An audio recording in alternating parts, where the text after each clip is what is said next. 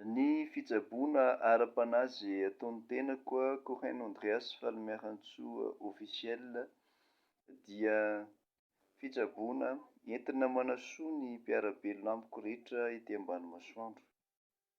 Anareo rehetra izay mila ny fitsaboana ara-panahy izay ataoko mety ao anatin'ny aretina ianareo amin'izao fotoana manaraka mitsabo ny aretina rehetra sy mamaha ny olana rehetra ara-pahasalamana ny tenako. Mety ireny aretina vokatry ny mosavy, mety izy ireny aretina voajanahary dia mitsabo an'izany ny tenako manala ny mosavy izay mety mankarary anao.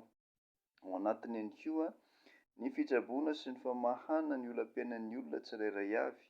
Ny tenako dia mpisorona avy amin'ilay avo indrindra, mpitsabo ara-panahy ary ihany koa mpitarika ara-panahy entina manasoa ny olombelona rehetra ety ambany masoandro amin'ny alalan'ny fitsaboana sy famahana ny olam-piainan'ny olona tsirairay avy, ao ny olana ara-pitiavana, ao ny olana amin'ny varotra sy ny asa fandraharana izay ataony, ao ihany koa ireo olana ara-tokantrano, ny olana amin'ny fiainana manontolo, mitsabo vintana ny tenako ao anatin'izany.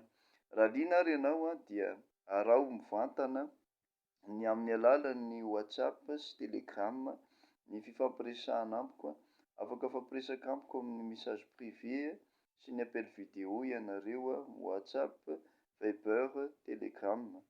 Afaka miantso ahy ihany koa ianareo amin'ny contact IAS, Airtel ary Orange zany ao anatin'izay.